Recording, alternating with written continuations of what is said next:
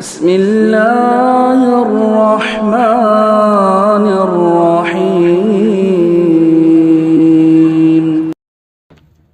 इन्नल हम्दलिल्लाह नहमदुहु व नस्तईनुहु व नस्तगफिरुहु व नु'मिनु बिहि व नतवक्कलु अलैहि व नअऊज़ु बिल्लाहि मिन शुरूरि अनफुसिना व मिन सय्यिआति अमालिना। मन यहदिहिल्लाहु फला मुज़िल्ल लहु व मन युज़लिलहु फला हादिय लहु व अशहदु अन ला इलाहा इल्लल्लाह व अशहदु अन्ना मुहम्मदन अब्दुहु व रसूलुहु। अम्मा बाद फ़इन्न खैरल हदीस किताबुल्लाह व खैरल हदी हदी मुहम्मदिन सल्लल्लाहु अलैहि वसल्लम व शर्रल उमूरि मुहदसातुहा व कुल्ल मुहदसतिन बिदअह व कुल्ल बिदअतिन ज़लालह व कुल्ल ज़लालतिन फिन्नार। फ़अऊज़ु बिल्लाहि मिनश शैतानिर रजीम। बिस्मिल्लाहिर रहमानिर रहीम। क़ाफ़ वल क़ुरआनिल मजीद। बल अजिबू अन जाअहुम मुंज़िरुम मिनहुम फ़क़ालल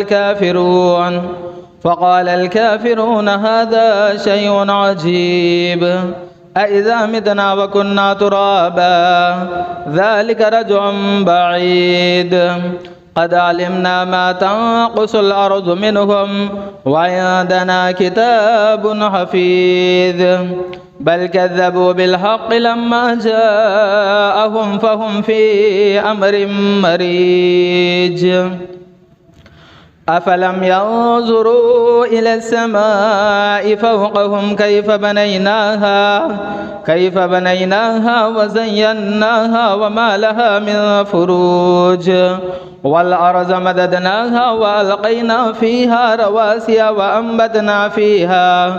अम्बतना फ़ीहा मिन कुल्लि ज़ौजिन बहीज तबसिरतन व ज़िक्रा लिकुल्लि अब्दिन मुनीब व नज़्ज़लना मिनस समाइ माअन मुबारकन फ़अंबतना बिही जन्नातिन व हब्बल हसीद वन्नख़्ल बासिक़ातिन लहा तलउन नज़ीद रिज़क़न लिल इबाद व अह्यैना बिही बल्दतन मैतन कज़ालिकल खुरूज।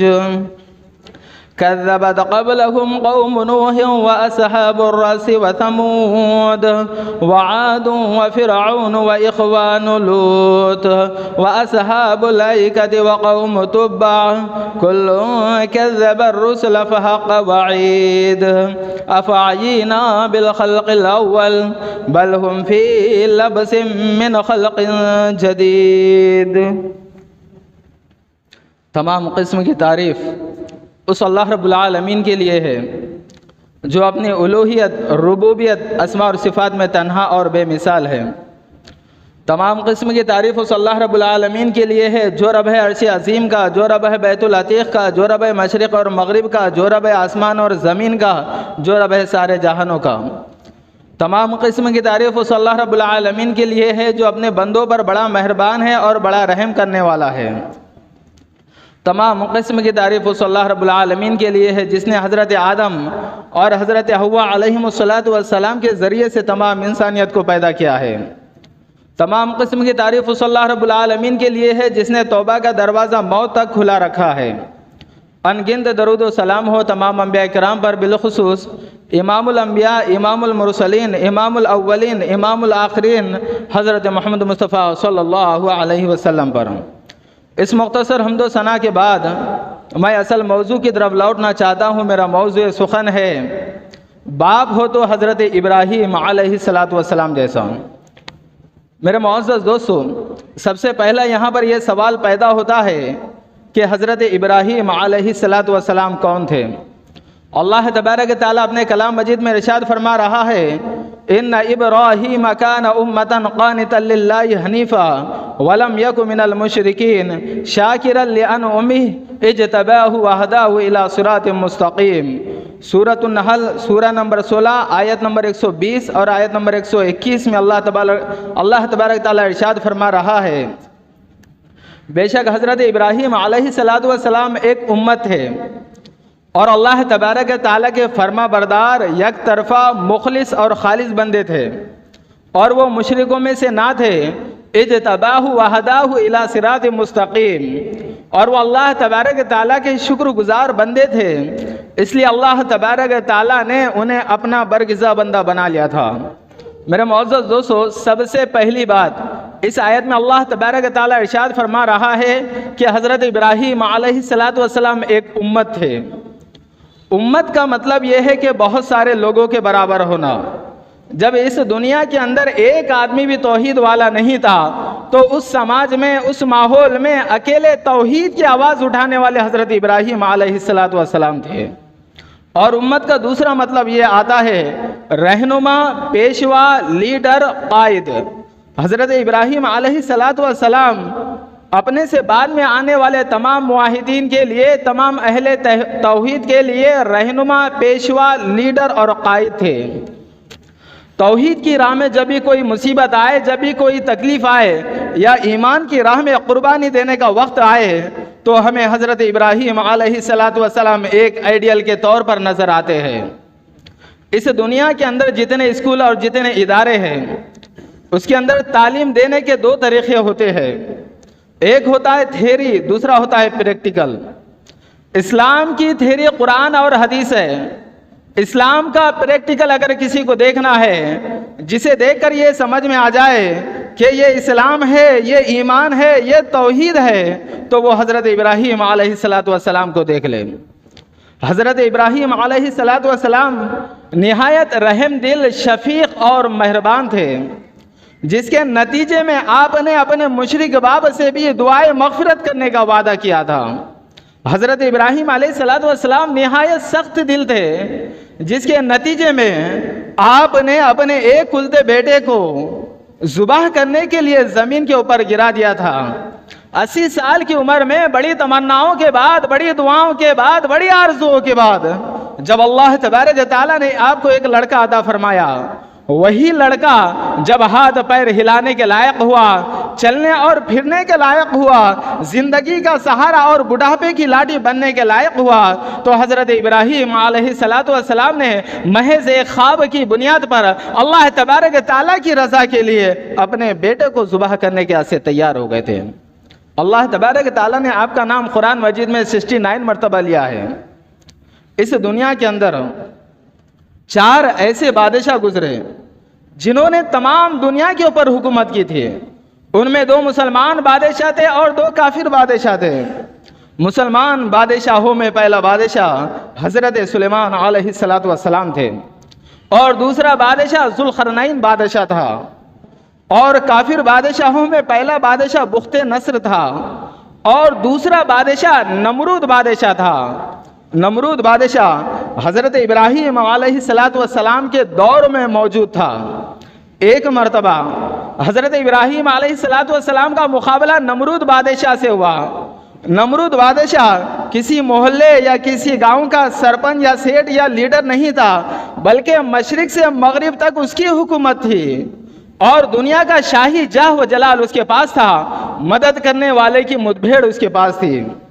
और दूसरी तरफ हज़रत इब्राहीम अलैहिस्सलातु वस्सलाम अकेले थे, जिनका तवक्कुल, जिनका भरोसा, जिनका ईमान अल्लाह तबारक ताला के ऊपर था। जब इंसान डर और खौफ में होता है तो ज़ुबान लड़खड़ाने लगती है, अकल गायब हो जाती है, क़ुव्वत गोयाई जवाब दे देती है, और हाथ पैर कांपने लगते हैं। मगर आप लोग गौर फरमाइए कि हज़रत इब्राहीम अलैहिस्सलातु वस्सलाम ने किस आज़्म, यकीन, हिम्मत, जुर्रत, इत्मीनान और मुदल्लल अंदाज में जालिम बादशाह के सामने दावत तौहीद पेश की। न ज़ुबान लड़खड़ाई, न अकल गायब हुई, न क़ुव्वत गोयाई जवाब दी, और न ही हाथ पैर कांपने लगे।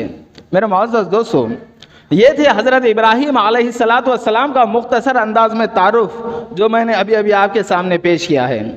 मेरे मुअज़्ज़ज़ दोस्तों, इस दुनिया के अंदर हर इंसान एक छोटे बच्चे की शक्ल में आता है, बड़ा होता है, शादी करता है, बाप बन जाता है। बाप की भी इस दुनिया के अंदर 3 किस्में हैं। नंबर 1, बहुत सारे बाप ऐसे होते हैं जो अपने बच्चे को सिर्फ दुनिया की तालीम देते हैं, यही बच्चे बड़े होकर सबसे पहले अपने बाप को भूलने वाले बन जाते हैं। नंबर 2, बहुत सारे बाप ऐसे होते हैं जो अपने बच्चे को सिर्फ दीन की तालीम देते हैं, यही बच्चे बड़े होकर दुनिया वालों के मोहताज बन जाते हैं। नंबर 3, बहुत सारे बाप ऐसे होते हैं जो अपने बच्चे को दीन और दुनिया दोनों की तालीम देते हैं, ऐसे बच्चे दुनिया के अंदर भी कामयाब होते हैं और दीन के अंदर भी कामयाब होते हैं। अल्लाह तबारक ताला हम सबको ऐसा बाप बनने की तौफीक अता फरमा कि हम अपने औलाद को दीन और दुनिया दोनों की तालीम दें, आमीन। मेरा मोअज़्ज़ज़ दोस्तों, अब मैं असल मौजू की तरफ लौटना चाहता हूँ। मेरा मौजू सुखन है, बाप हो तो हज़रत इब्राहीम अलैहिस्सलातु वस्सलाम जैसा। हम सबसे पहले देखते हैं कि हज़रत इब्राहीम अलैहिस्सलातु वस्सलाम ने अपनी औलाद के लिए किन चीज़ों को पसंद फरमाया ताकि हम भी अपनी औलाद के लिए वही चीज़ें पसंद फरमाएं। नंबर 2, हम देखते हैं कि हज़रत इब्राहीम अलैहिस्सलातु वस्सलाम ने अपनी औलाद को किन चीज़ों से रोके रखा ताकि हम भी अपनी औलाद को वही चीज़ों से रोके रखें। नंबर 3, हम देखते हैं कि हज़रत इब्राहीम अलैहिस्सलातु वस्सलाम ने अपने अज़ाइम और अपने इरादों की तकमील अपनी औलाद के ऊपर कैसे की। यानी उन्होंने सोचा कि मैं अपनी औलाद को ऐसा ऐसा बनाऊंगा, तो उन्होंने क्या किया। यही सारी चीज़ें हमको अपनी ज़िंदगी में नज़र आते हैं। नंबर 1, हम अपनी औलाद के लिए क्या चाहते हैं। नंबर 2, हम उनकी हिफाजत कैसे करते हैं। नंबर 3, हम उनके लिए जो इरादा करते हैं उस पर चलाने की क्या कोशिश करते हैं। हम कहते हैं कि हमारे बच्चे को अच्छे अखलाक देना ज़रूरी है, तो हम अपनी औलाद को अच्छे अखलाक देने के लिए क्या काम करते हैं।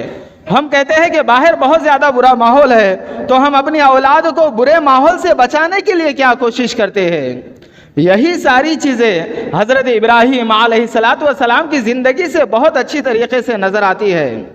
और कुरान और हदीस में हज़रत इब्राहीम अलैहिस्सलातु वस्सलाम बहिसत वालिद बहुत सारे वाक़यात बयान किए गए हैं।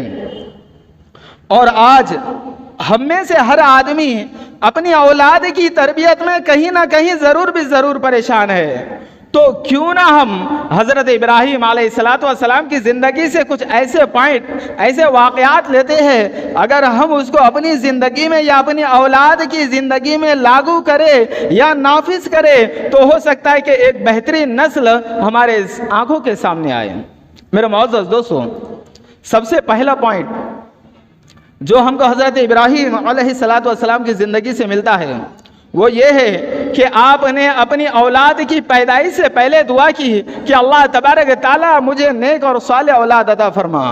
जैसा कि अल्लाह तबारक ताला अपने कलाम मजीद में इरशाद फरमा रहा है, रब्बि हबली मिनस सालिहीन। सूरह साफ़ात सूरह नंबर 37 आयत नंबर 100 अल्लाह तबारक ताला इरशाद फरमा रहा है, हज़रत इब्राहीम अलैहिस्सलातु वस्सलाम ने कहा, ऐ मेरे रब मुझको नेक और साले औलाद अता फरमा। हज़रत इब्राहीम अलैहिस्सलातु वस्सलाम ने बच्चे की पैदाइश से पहले दुआ की कि अल्लाह तबारक ताला मुझको नेक और साले औलाद अता फरमा। आज हमारा मामला ये है कि हमारे घर में बच्चा पैदा होता है, वही बच्चा जब 7 या 8 साल का हो जाए और उसकी हरकतें कुछ गलत नज़र आए, तो हम कहते हैं कि अल्लाह तबारक ताला हमारी औलाद को नेक और साले बना दे। जबकि हज़रत इब्राहीम अलैहिस्सलातु वस्सलाम ने बच्चे की पैदाइश से पहले दुआ की और हम लोग बच्चे की पैदाइश के 7 या 8 साल के बाद दुआ कर रहे हैं। और दूसरी बात, हज़रत इब्राहीम अलैहिस्सलातु वस्सलाम ने सिर्फ इतनी दुआ की कि अल्लाह तबारक ताला मुझको नेक और साले औलाद अता फरमा। और आज हम लोग दुआ करते हैं कि अल्लाह तबारक ताला मुझको एक बेटा अता फरमा, वो भी चांद जैसा खूबसूरत अता फरमा। लड़की की हम में से कोई ख्वाहिश नहीं रखता, लड़का हो या लड़की, काला हो या गोरा हो, बीमार हो या सेहतमंद हो, सिर्फ इतनी दुआ करना चाहिए कि अल्लाह तबारक ताला मुझको नेक और साले औलाद अता फरमा। क्योंकि एक तरफ अबू लहब है जो नबी सल्लल्लाहु अलैहि वसल्लम का चचा है और इतना ज़्यादा गोरा, बहुत ज़्यादा गोरा और बहुत ज़्यादा खूबसूरत था। और अबू लहब के बेटों में से किसी का भी नाम लहब नहीं था, और इतना ज़्यादा गोरा, इतना ज़्यादा खूबसूरत था कि जब वो हंसता था तो लाल हो जाता था। और लहब आग के अंगारे को कहते हैं। क्या अबू लहब के मरने के बाद उसकी खूबसूरती ने उसे अल्लाह तबारक ताला के अजाब से बचाया? क्या अबू लहब के मरने के बाद उसकी खूबसूरती ने उसे जहन्नम के अजाब से बचाया? अल्लाह की कसम हरगिज नहीं, उसकी खूबसूरती ने ना उसे अल्लाह तबारक ताला के अजाब से बचाया, ना जहन्नम के अजाब से बचाया। और दूसरी तरफ हजरत बिलाल रजी अल्लाह अन्हु है, जो काले कलोटे हैं मगर नेक और साले है। क्या हजरत बिलाल रजी अल्लाह अन्हु के मरने के बाद उनके काले पन्ने उनको अल्लाह तबारक ताला की नेमत से महरूम किया? क्या हजरत बिलाल रजी अल्लाह अन्हु के मरने के बाद उनके काले पन्ने उनको जन्नत की नेमत से महरूम किया? अल्लाह की कसम, उनके काले पन्ने ना उन्हें अल्लाह की नेमत से महरूम किया और ना ही जन्नत की नेमत से महरूम किया। इसलिए हमें दुआ करना चाहिए कि अल्लाह तबारक ताला लड़का दे या लड़की दे, काला दे या गोरा दे, बीमार दे या सेहतमंद दे, सिर्फ नेक और साले औलाद अता फरमा। मेरे मोअज़्ज़ज़ दोस्तों, दूसरा पॉइंट जो हमको हज़रत इब्राहीम अलैहिस्सलातु वस्सलाम की ज़िंदगी से मिलता है वो ये है कि आपने अपनी औलाद के लिए दीन को दुनिया पर तरजीह दी थी। आज हमारा मामला ये बन चुका है कि हम अपनी औलाद के लिए दुनिया को दीन पर तरजीह देते हैं। मिसाल के तौर पर अगर हमारा बेटा 10वीं जमात में चला जाए तो हम कहते हैं कि बेटा नमाज पढ़ना छोड़ दे, इस वजह से कि तुझे बहुत सारा पढ़ना लिखना है। अगर हमारा बेटा 12वीं जमात में चला जाए तो हम कहते हैं कि बेटा कुरान मजीद पढ़ना छोड़ दो, इस वजह से कि आपको अच्छे नंबरात हासिल करना है। अगर हमारी औलाद MBBS कर रही है तो हम कहते हैं कि बेटा रोज़े रखना छोड़ दो, इस वजह से कि रोज़े रखने से इंसान कमज़ोर हो जाता है। ये सब काम हम इस वजह से करते हैं कि हमारे दिलों के अंदर दुनिया की मोहब्बत बैठ चुकी है और हमारे दिलों से आखिरत की मोहब्बत निकल चुकी है। और आम तौर पर आदमी अपनी औलाद को वहाँ बसाता है जहाँ दुनियावी वसाइल व असबाब की कसरत हो, जहाँ पानी की फरावानी हो, जहाँ अनाज सब्जियाँ बहुत ज़्यादा मकदार में हो। मगर हज़रत इब्राहीम अलैहिस्सलातु वस्सलाम ने अपनी औलाद को वहाँ बसाया था जहाँ दुनियावी वसाइल व असबाब की कसरत ना थी, जहाँ पानी के असबाब ना थे, जहाँ अनाज सब्जियाँ बहुत ज़्यादा मकदार में नहीं थी, बल्कि वो जगह हुर्मत वाली जगह थी। और उनके बसाने का मकसद ये था कि उनकी औलाद अल्लाह तबारक ताला के मुक़द्दस घर में नमाज को कायम रखे। जैसा कि अल्लाह के नबी करीम सल्लल्लाहु अलैहि वसल्लम ने इरशाद फरमाया, रवाहुल बुखारी जिल्द नंबर 4 हदीस नंबर 535, हदीस रवाहुल बुखारी जिल्द नंबर 4 सफ़ा नंबर 535, हदीस नंबर 6663। अल्लाह के नबी करीम सल्लल्लाहु अलैहि वसल्लम ने इरशाद फरमाया, हज़रत इब्राहीम अलैहिस्सलातु वस्सलाम ने अपनी बीवी और वही बच्चा जो अपनी माँ का दूध पी रहा था खाने काबा के पास बड़े दरख्त के करीब मस्जिद के बालाई हिस्से में जहाँ अब जमजम है, उस वक्त जमजम नहीं था, लाकर दोनों को छोड़ा और वहाँ से वापस चले गए, यहाँ तक कि ये दोनों उनकी आंखों से ओझल हो गए। हज़रत इब्राहीम अलैहिस्सलातु वस्सलाम ने पलट कर एक बड़े टीले पर खड़े रहे और खाने काबा की तरफ देखा और कहने लगे, रब्बना इन्नी अस्कनतु मिन ज़ुर्रियती बिवादिन गैरि ज़ी ज़रअन इंद बैतिकल मुहर्रम रब्बना लियुक़ीमुस्सलाह। ऐ मेरे रब, मैं अपनी औलाद को बेखेती वादी में बंजर ज़मीन पर तेरे हुर्मत वाले घर के पास बसाया हूँ, रब्बना लियुक़ीमुस्सलाह, ताकि वह नमाज को कायम रखे। इस आयत से हमें ये बात मालूम होती है कि हज़रत इब्राहीम अलैहिस्सलातु वस्सलाम ने अपनी औलाद के लिए दीन को दुनिया पर तरजीह दी थी। आज हमारा मामला ये बन चुका है कि हम अपने औलाद के लिए दुनिया को दीन पर तरजीह देते हैं। मेरे मुअज़्ज़ज़ दोस्तों, तीसरा पॉइंट जो हमको हज़रत इब्राहीम अलैहिस्सलातु वस्सलाम की ज़िंदगी से मिलता है वो ये है कि आपने अपनी बीवी और बच्चे के खाने पीने की चीज़ों का भी ख्याल रखा था। जैसा कि हदीस में आता है, सुम्मा जा बिहा इब्राहीम व बि इब्निहा इस्माईल वहिया तुरज़िउहु हत्ता वज़अहुमा इंदल बैति इंद दौहतिन फौक़ ज़मज़म फी आलल मस्जिद वलैसा बिमक्कत यौमा इज़िन अहदुन मिल माई वलैसा बिहा माउन फवज़अहुमा हुनालिका ववज़अ इंदहुमा जिराबन फीहि तमरुन व सिक़ाउन फीहि माउन। रवाहुल बुखारी जिल्द नंबर 4 सफ़ा नंबर 535, हदीस नंबर 6663। हज़रत अबू हुरैरा रज़ी अल्लाह अन्हु से रिवायत है कि वो कहते हैं, अल्लाह के नबी करीम सल्लल्लाहु अलैहि वसल्लम ने इरशाद फरमाया, हज़रत इब्राहीम अलैहिस्सलातु वस्सलाम ने अपनी बीवी और बच्चा, वही बच्चा जो अपनी माँ का दूध पी रहा था, खाने काबा के पास बड़े दरख्त के करीब मस्जिद के बालाई हिस्से में जहां अब जमजम है, उस वक्त जमजम नहीं था और ना ही कोई कुआं था और ना ही कोई पानी था और ना ही कोई खजूर का दरख्त था। हज़रत इब्राहीम अलैहिस्सलाम ने उन दोनों को लाकर वहां छोड़ा। फवज़अहुमा हुनालिका, और उन दोनों के सामने खजूर का एक थैला और पानी का एक मशकिज़ा दिया और वहां से चले गए। इस हदीस से हमें ये बात मालूम होती है कि हज़रत इब्राहीम अलैहिस्सलाम ने अपनी बीवी और बच्चे की खाने पीने की चीज़ों का ख्याल रखा था। आज हम लोग हज़रत इब्राहीम अलैहिस्सलाम के अमल के ख़िलाफ़ बहुत सारे लोगों को करता हुआ देखते हैं कि वो दीनी मकासद के लिए अपने घरों को छोड़कर चले जाते हैं और अपने अहल व अयाल के नान नफ़े और जायज़ तकाज़ों की कुछ भी परवाह नहीं करते। तंबी करने पर फ़ौरन कहते हैं उस अल्लाह तबारक ताला के रास्ते में जा रहे हैं, वही अल्लाह तबारक ताला उनका बंदोबस्त फरमाएगा। क्या हज़रत इब्राहीम अलैहिस्सलाम ने अल्लाह तबारक ताला के हुक्म से अपनी बीवी और बच्चे को खाने काबा के पास नहीं छोड़ा था? क्या हज़रत इब्राहीम अलैहिस्सलाम को अल्लाह तबारक ताला के ऊपर उम्मीद और भरोसा नहीं था? क्या अल्लाह तबारक ताला हज़रत इस्माइल अलैहिस्सलाम को खजूर का एक थैला पानी का एक मशकिज़ा देने पर कादिर नहीं है? उन सब के बावजूद हज़रत इब्राहीम अलैहिस्सलाम ने अपनी जिम्मेदारी का एहसास करते हुए अपनी ताकत के मुताबिक जितना हो सका अपनी बीवी और बच्चे को दिया और उनका मामला अल्लाह के सुपुर्द कर दिया। मेरे मुअज़्ज़ज़ दोस्तों, चौथा पॉइंट जो हमको हज़रत इब्राहीम अलैहिस्सलाम की ज़िंदगी से मिलता है वो ये है कि आपने अपनी औलाद के लिए दुआ की कि अल्लाह तबारक ताला मेरी औलाद को फलों का रिज़्क़ अता फरमा। जैसा कि अल्लाह तबारक ताला अपने कलाम मजीद में इरशाद फरमा रहा है, रब्बना इन्नी अस्कनतु मिन ज़ुर्रिय्यती बिवादिन गैरि ज़ी ज़रअन इंद बैतिकल मुहर्रम रब्बना लियुक़ीमुस्सलाह फजअल अफ़ईदतम मिनन नासि तहवी इलैहिम वरज़ुक़हुम मिनस समराति लअल्लहुम यशकुरून।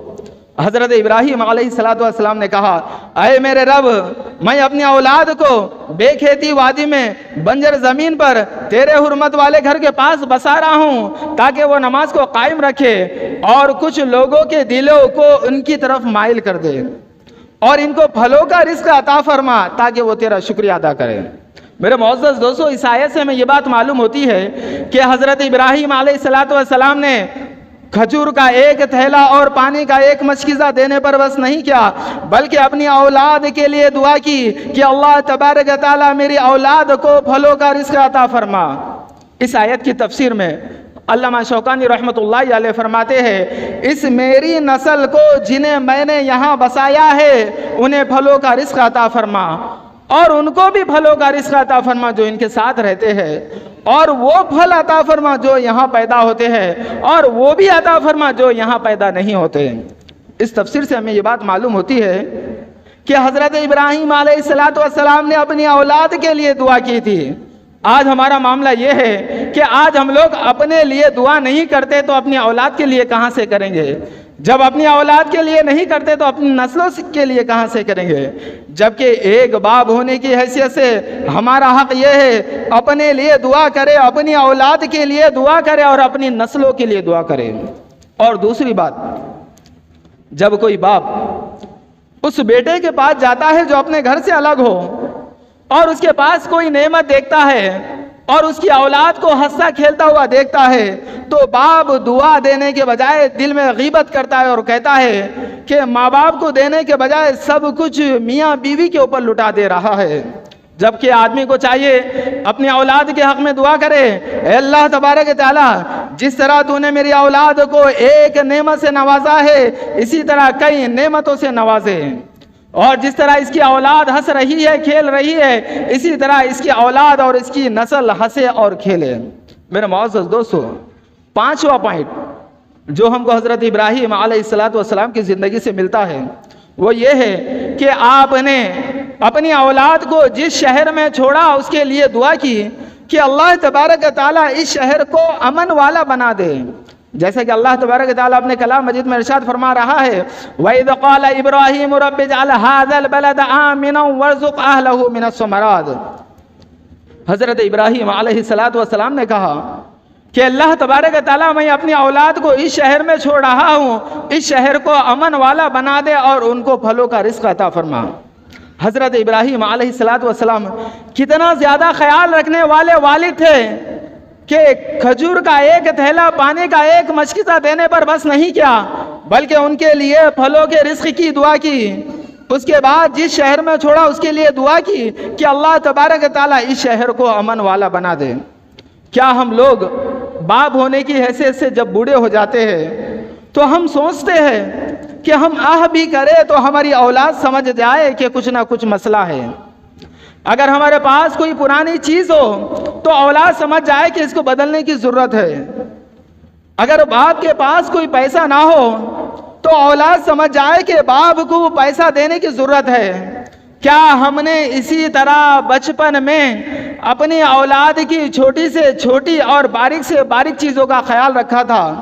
मैं ये नहीं कह रहा हूँ कि अगर आपके बाप ने आपका ख्याल नहीं रखा तो आप भी मत रखिए, अल्लाह की कसम मैं ये बात नहीं कह रहा हूँ, लेकिन एक बाप होने की हैसियत से अपने जायज़े के लिए क्या हम लोग औलाद से उस चीज़ की उम्मीद रख रहे हैं जिसका हमने बचपन में काम ही नहीं किया है। और दूसरी बात, हज़रत इब्राहीम अलैहिस्सलातु वस्सलाम ने दुआ की कि अल्लाह तबारक तआला इस शहर को अमन वाला बना दे। इस आयत की तफसीर में अल्लामा राज़ी रहमतुल्लाहि अलैह फरमाते हैं कि अल्लाह इस शहर को ऐसा अमन वाला बना जो कामिल अमन वालों में शामिल हो।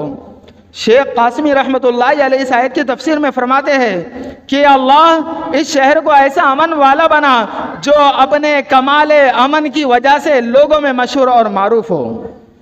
फिर हज़रत इब्राहीम अलैहिस्सलातु वस्सलाम ने पहले शहर अमन की दुआ की, उसके बाद फलों के रिज़्क़ की दुआ की।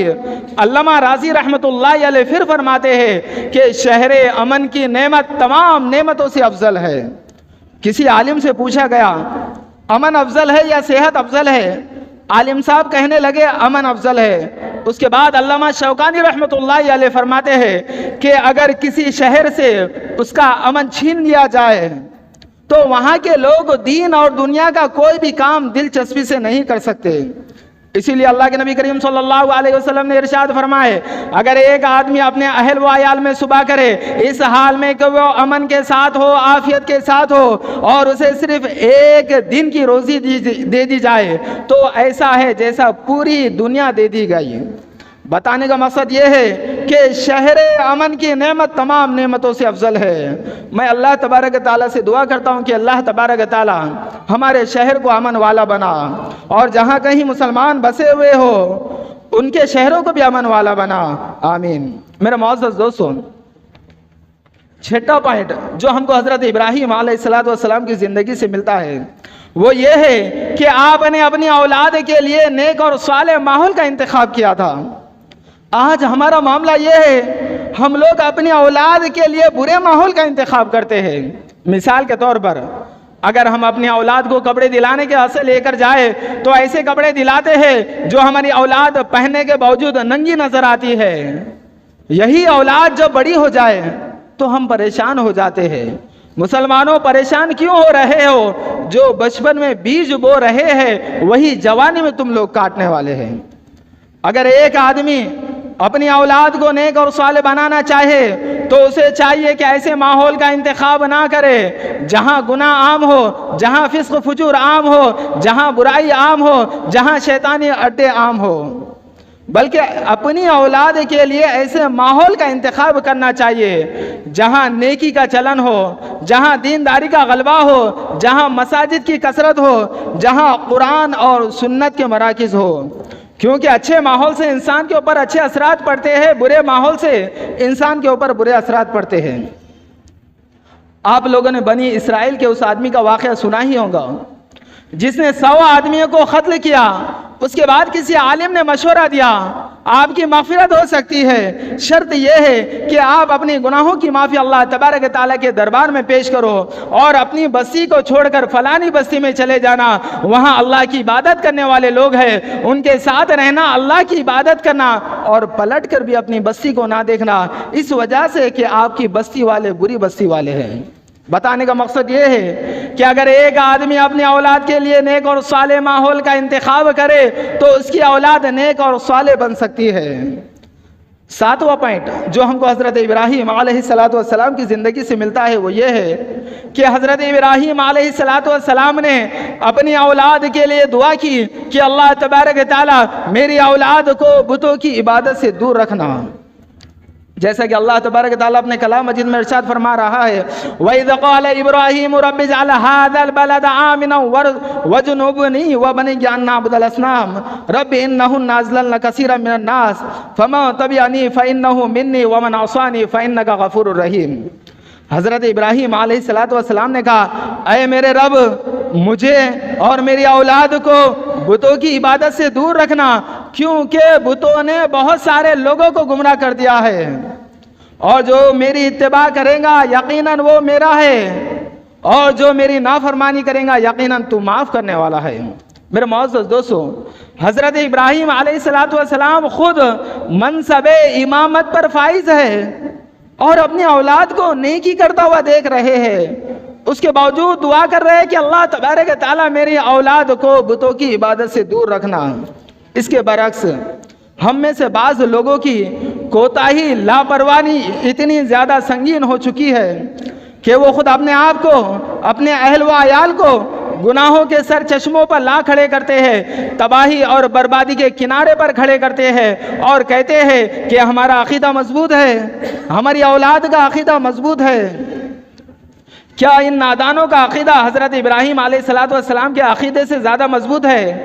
क्या इन नादानों के बेटों का अकीदा हज़रत इब्राहीम अलैहिस्सलाम की औलाद से ज़्यादा मजबूत है?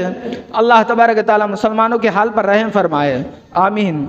और दूसरी बात, हज़रत इब्राहीम अलैहिस्सलाम ने माशरे का जायज़ा लिया कि आज माशरे में क्या बुराई आम हो चुकी है। बुतों की इबादत आम हो चुकी थी। अल्लाह तबारक व तआला से दुआ की कि अल्लाह तबारक व तआला मेरी औलाद को बुतों की इबादत से दूर रखना। क्या हमने बाप होने की हैसियत से, क्या हमने बाप होने की हैसियत से अपनी औलाद का हक अदा करते हुए अपने माशरे का जायज़ा लिया? क्या हमारे माशरे में बुराई आम हो चुकी है? जबकि आज हमारे माशरे में झूठ, गीबत, चुगलखोरी, हरामखोरी, ज़िनाकारी जैसे गुनाह आम हो चुके हैं। बाप होने की हैसियत से क्या हमने अपनी औलाद के हक़ में दुआ किया कि अल्लाह तबारक व तआला मेरी औलाद को इन गुनाहों से दूर रखना? नहीं किया है। तो मुसलमानों सुनो, तो बाप होने की हैसियत से तुम्हारा हक़ है कि आप अपनी औलाद के हक़ में दुआ करें कि अल्लाह तबारक व तआला मेरी औलाद को इन बुराइयों से दूर रखना। मेरे मुअज़्ज़ज़ दोस्तों, आठवां पॉइंट जो हमको हज़रत इब्राहीम अलैहिस्सलाम की ज़िंदगी से मिलता है वो ये है कि आप अपनी औलाद के ऊपर दुआ पढ़कर दम करते थे। जैसा कि हदीस में आता है, कान नबी सल्लल्लाहु अलैहि वसल्लम युअव्विजुल हसन वल हुसैन रज़ियल्लाहु अन्हुमा व यक़ूलु इन्ना अबाकुमा कान युअव्विजु बिहा इस्माईल व इसहाक़ अलैहिमुस्सलातु वस्सलाम अऊज़ु बिकलिमातिल्लाहि ताम्माति मिन कुल्लि शैतानिन व हाम्माति व मिन कुल्लि ऐनिन लाम्मा। रवाहुल बुखारी, जिल्द नंबर 4, सफ़ा नंबर 525, हदीस नंबर 3371। अल्लाह के नबी करीम सल्लल्लाहु अलैहि वसल्लम हज़रत हसन और हुसैन रज़ी अल्लाह अनुमा के लिए अल्लाह तबारक व तआला से इन कलिमात के साथ पनाह तलब किया करते थे और कहा करते थे, तुम्हारे बाप हज़रत इब्राहीम अलैहिस्सलाम अपनी औलाद इस्माइल और इसहाक़ अलैहिमुस्सलाम के लिए अल्लाह तबारक व तआला से इन कलिमात के साथ पनाह तलब किया करते हैं। और वो ये कलिमात है, अऊज़ु बिकलिमातिल्लाहि ताम्माति मिन कुल्लि शैतानिन व हाम्माति व मिन कुल्लि ऐनिन लाम्मा। अल्लाह तबारक व तआला, मैं तेरे कामिल कलिमात के साथ शैतान, हर शर वाली चीज़, हर जहरीली चीज़, हर मलामत करने वाली आँख से पनाह तलब करता हूँ। इस हदीस से हमें ये बात मालूम होती है कि हज़रत इब्राहीम अलैहिस्सलाम अपनी औलाद के ऊपर ये दुआ पढ़कर दम करते थे। क्या हमने कभी बाप होने की हैसियत से सुबह उठने के बाद अपनी औलाद के ऊपर कुल औज़ु बिरब्बिन नास, कुल औज़ु बिरब्बिल फलक पढ़कर फूका है? क्या हमने कभी बाप होने की हैसियत से अपनी औलाद के ऊपर आयतुल कुर्सी पढ़ के फूकी है? क्या हमने बाप होने की हैसियत से अपनी औलाद की जब तबीयत ख़राब हो जाए उसके ऊपर सूरह फातिहा पढ़कर दम किया है? नहीं किया है। मुसलमानों सुनो, बाप होने की हैसियत से हमारा हक ये है कि हम अपनी औलाद के ऊपर दुआओं का एहतमाम करें। मेरे मुअज़्ज़ज़ दोस्तों, 9वां पॉइंट जो हमको हज़रत इब्राहीम अलैहिस्सलाम की ज़िंदगी से मिलता है वो ये है कि हज़रत इब्राहीम अलैहिस्सलाम पहले खुद अमल करते थे, उसके बाद अपनी औलाद को नेकी का हुक्म देते थे। जैसा कि अल्लाह तबारक व तआला अपने कलाम मजीद में इरशाद फरमा रहा है, इज़ क़ाल लहू रब्बुहु अस्लिम क़ाल अस्लमतु लिरब्बिल आलमीन व वस्सा बिहा इब्राहीम बनीहि व याक़ूब या बनिय्या इन्नल्लाह अस्तफ़ा लकुमुद्दीन फला तमूतुन्ना इल्ला व अंतुम मुस्लिमून। अल्लाह तबारक व तआला ने हज़रत इब्राहीम अलैहिस्सलाम से कहा, मेरी इताअत करो। हज़रत इब्राहीम अलैहिस्सलाम ने कहा, अय मेरे रब, मैं तेरी इताअत करता हूँ। उसके बाद हज़रत इब्राहीम अलैहिस्सलाम ने अपनी औलाद को इस चीज़ का हुक्म दिया और कहा कि अल्लाह तबारक व तआला ने तुम्हारे लिए इस्लाम को पसंद फरमाया है और तुम्हें मौत ना आए इस हाल में कि मगर तुम लोग मुस्लिम हो। इस आयत की तफसीर में हाफिज़ इब्न हजर रहमतुल्लाहि अलैह फरमाते हैं कि अल्लाह तबारक व तआला ने हज़रत इब्राहीम अलैहिस्सलाम को इताअत, इखलास और ताबेदारी का हुक्म दिया। तो हज़रत इब्राहीम अलैहिस्सलाम ने सबसे पहले खुद अमल किया, उसके बाद अपनी औलाद को हुक्म दिया। आज हमारा मामला ये है कि हम लोग नेकी नहीं करते बल्कि अपनी औलाद को नेकी का हुक्म देते हैं। बुराई से हम खुद नहीं बचते, अपनी औलाद को बुराई से बचने का हुक्म देते हैं। मिसाल के तौर पर अजान हो जाए और हम लोग घर में बैठे हुए हैं तो हम अपनी औलाद को कहते हैं कि बेटा जाकर नमाज पढ़ो, और हम खुद घर में बैठे हुए होते हैं तो हमारी औलाद सोचती है क्या अब्बू जान के ऊपर नमाज फ़र्ज नहीं है। और कुछ बच्चे ऐसे होते हैं कि घर से तो निकलते हैं, पूरा मोहल्ला घूमकर वापस आ जाते हैं। आज हम ऐसे बाप बन चुके हैं, खुद नेकी नहीं करते बल्कि अपनी औलाद को हुक्म देते हैं। और दूसरी बात, हम खुद गुनाह करते हैं, अपनी औलाद को गुनाहों से रोकते हैं। कुछ बाप ऐसे होते हैं खुद सिगरेट पीते हैं और अपनी औलाद को कहते हैं कि बेटा सिगरेट पीना बुरी चीज़ है। तो हमारी औलाद सोचती है अब्बू जान झूठ बोल रहे हैं, इस वजह से कि वो खुद सिगरेट पी रहे हैं, हो सकता है कि सिगरेट महंगी होंगी। मेरे मुअज़्ज़ज़ दोस्तों, 10वां पॉइंट जो हमको हज़रत इब्राहीम अलैहिस्सलाम की ज़िंदगी से मिलता है वो ये है कि आपने अपनी औलाद के लिए, अपने बेटे के लिए बहू के साबिरा और शाकिरा होने की ख्वाहिश जाहिर की। एक मरतबा हज़रत इब्राहीम अलैहिस्सलाम फ़लस्तीन से निकल कर मक्का आए। हज़रत इस्माइल अलैहिस्सलाम के दरवाजे पर खटका मारा, घर में से एक औरत निकली, पूछा कौन है। इब्राहीम अलैहिस्सलाम ने कहा आपके खाविन कहाँ है। वो औरत कहने लगी वो तो बाहर गए हुए हैं। हज़रत इब्राहीम अलैहिस्सलाम ने कहा घर के हालात कैसे चल रहे हैं। बहू कहने लगी घर के हालात बहुत ज़्यादा तंग है। हज़रत इब्राहीम अलैहिस्सलाम ने कहा जब भी तुम्हारे शोहर आए उन्हें मेरा सलाम कहना और कहना कि अपने घर की चौखट को बदल दो। थोड़ी देर के बाद हज़रत इस्माइल अलैहिस्सलाम अपने घर आए। बीवी कहने लगी अभी अभी एक बूढ़ा आदमी आया था और आपकी शक्ल का था, उसने आपको सलाम कहा, घर के हालात पूछे, मैंने घर के हालात बताए, कहने लगा कि अपनी चौखट को बदल दो।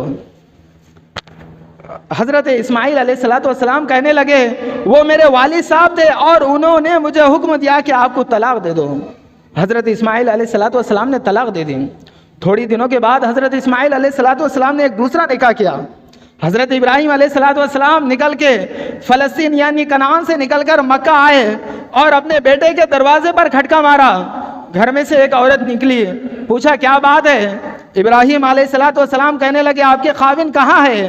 कहने लगी वो तो अभी बाहर गए हुए हैं। हज़रत इब्राहीम अलैहिस्सलाम कहने लगे घर के हालात कैसे चल रहे हैं। तो बहू कहने लगी अल्लाह का शुक्र एहसान है घर के हालात अच्छे हैं। इब्राहीम अलैहिस्सलाम ने कहा जब भी तुम्हारे शोहर आए उन्हें मेरा सलाम कहना और कहना कि अपनी चौखट को बरकरार रखो। थोड़ी देर के बाद हज़रत इस्माइल अलैहिस्सलाम वापस आए। बहू कहने लगी अभी अभी एक बूढ़ा आदमी आया था, आपकी शक्ल का था और उसने आपको सलाम कहा, घर के हालात पूछे, मैंने कहा कि घर के हालात अच्छे हैं। कहने लगे कि अपनी चौखट को बरकरार रखो। हज़रत इस्माइल अलैहिस्सलाम कहने लगे, वो मेरे वालिद साहब थे और उन्होंने हुक्म दिया कि मुझे आपको निकाह में रखने का हुक्म दिया।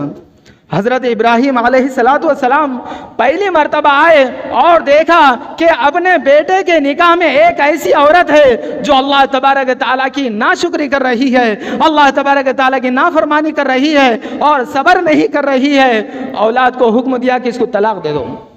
जब दूसरी मर्तबा आए, घर के हालात पूछा तो देखा कि एक ऐसी औरत है जो अल्लाह तबारक ताला का शुक्र कर रही है, साबिरा शाकिरा है। शोहर को, अपने बेटे को हुक्म दिया कि अपनी इस औरत को बरकरार रखना। इसके बरअक्स हम में से बहुत सारे वालिदैन और हम लोग खुद बाप होने की हैसियत से जब बहू को तलाश करते हैं तो सबसे पहले उसकी खूबसूरती देखते हैं, उसका ख़ानदान देखते हैं, उसका हसब नसब देखते हैं। बाप होने की हैसियत से हमने कभी बहू का इंतखाब इस बिना पर नहीं किया कि बहू के अदब व अखलाक कैसे है, क्या बहू दिन में से कितने मरतबा नमाज पढ़ती है, क्या बहू ने अभी तक कितने मरतबा कुरान मजीद पढ़ा है। हमने कभी बहू के बारे में ये नहीं पूछा है अभी तक के ज़िंदगी में कितने मरतबा तहज्जुद की नमाज़ पढ़ी है। बताने का मकसद ये है कि हज़रत इब्राहीम अलैहिस्सलाम दीन को तरजीह देते थे और हम लोग दुनिया को तरजीह देते हैं।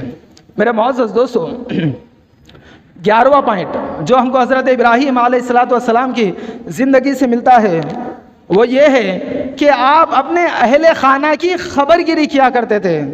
हज़रत इब्राहीम अलैहिस्सलाम अल्लाह तबारक ताला के हुक्म से अपनी बीवी और बच्चे को खाने काबा के पास छोड़ा। अल्लाह तबारक ताला उन दोनों की हिफाजत करने पर कादिर है। उसके बावजूद हज़रत इब्राहीम अलैहिस्सलाम फ़लस्तीन से निकलकर मक्का आते थे। फ़लस्तीन और मक्का के दरमियान कम से कम 1 या 1.5 महीने का सफ़र है। उसके बावजूद हज़रत इब्राहीम अलैहिस्सलाम अपने अहले खाना की खबरगिरी करते थे। इसके बरअक्स हम में से बहुत सारे वालिदैन अपनी औलाद की तरबियत करने में शदीद गफलत का शिकार नज़र आते हैं।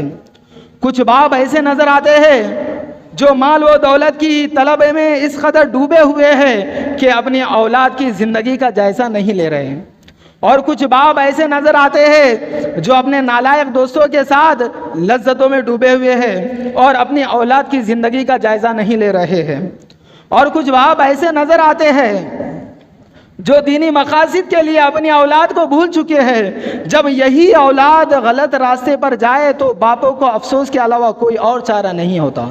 मेरे मुअज़्ज़ज़ दोस्तों, 12वां पॉइंट जो हमको हज़रत इब्राहीम अलैहिस्सलाम की ज़िंदगी से मिलता है वो ये है कि उन्होंने अल्लाह तबारक ताला से दुआ की कि अल्लाह तबारक ताला मेरी औलाद में, मेरी नस्ल में नबुवत को बरकरार रखना।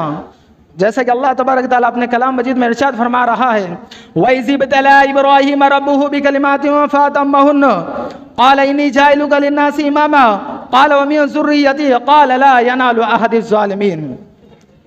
जब अल्लाह तबारक ताला ने हज़रत इब्राहीम अलैहिस्सलाम को कई बातों से आजमाया, आपने तमाम बातों को मुकम्मल कर लिया, तो अल्लाह तबारक ताला ने हज़रत इब्राहीम अलैहिस्सलाम से कहा, ऐ इब्राहीम, मैं तुम्हें लोगों का इमाम बनाने वाला हूँ, यानी नबूवत देने वाला हूँ।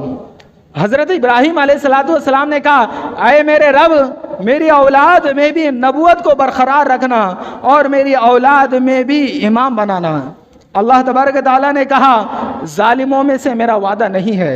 मेरे मुअज़्ज़ज़ दोस्तों, हज़रत इब्राहीम अलैहिस्सलाम ने अल्लाह तबारक ताला से दुआ की कि अल्लाह तबारक ताला मेरे मरने के बाद मेरी औलाद में नबूवत को बरकरार रखना।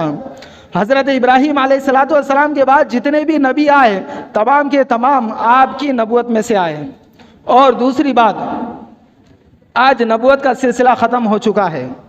क्या हमने कभी बाप होने की हैसियत से अपनी औलाद के हक़ में ये दुआ की है कि अल्लाह तबारक ताला मेरी औलाद में भी हाफिज़ बनाना? क्या हमने कभी बाप होने की हैसियत से कभी ये दुआ की है कि अल्लाह तबारक ताला मेरी औलाद में, मेरी नस्ल में भी आलिम बनाना? क्या हमने कभी बाप होने की हैसियत से कभी ये दुआ की है कि अल्लाह तबारक ताला मेरी औलाद में भी अल्लामा नासिरुद्दीन अलबानी रहमतुल्लाहि अलैह जैसा मुहद्दिस बनाना? क्या हमने कभी बाप होने की हैसियत से कभी ये दुआ की है कि अल्लाह तबारक ताला मेरी औलाद में, मेरी नस्ल में एक ऐसा लड़का पैदा फरमा जो मेरे मरने के बाद इसी मिंबर पर खड़े रहकर लोगों को बयान करे और लोग उसके ऊपर अमल करें? क्या हमने बाप होने की हैसियत से कभी ये दुआ की है कि अल्लाह तबारक ताला मेरे मरने के बाद एक ऐसा आलिम बना जो मेरी जनाजे की नमाज की दुआ पढ़ाए? क्या हमने कभी मरने के बाद, क्या हमने अपनी ज़िंदगी में कभी ये दुआ की है कि अल्लाह तबारक ताला मेरी नस्लों में ऐसे हाफिज़, ऐसे आलिम बना जो मेरे मरने के बाद मेरे लिए सदक़े जारिया हो जाए? अफसोस, सद अफसोस होता है इन तमाम दुआओं में किसी बाप ने भी अपनी औलाद के हक़ में ये दुआ नहीं की है। आज जुमे का दिन है, दुआ कबूलियत की घड़ी है। आप लोगों से गुजारिश है कि आप अपने औलाद के हक़ में दुआ करें। और आज नमाज के बाद हर आदमी की जिम्मेदारी ये बनती है कि हर आदमी अपनी औलाद के हक़ में दुआ करे कि अल्लाह तबारक ताला मेरे मरने के बाद मेरी नस्लों में, मेरी औलाद में ऐसे उलमाए किराम पैदा फरमा जो अल्लामा नासिरुद्दीन अलबानी रहमतुल्लाह अलैह जैसा मुहद्दिस हो। आखिर में अल्लाह तबारक ताला से दुआ करता हूँ कि अल्लाह तबारक ताला हम सबको सुनने से ज़्यादा, कहने से ज़्यादा अमल करने की तौफीक अता फरमा। आमीन। वाखिर दावाना अनिल हम्दुलिल्लाहि रब्बिल आलमीन।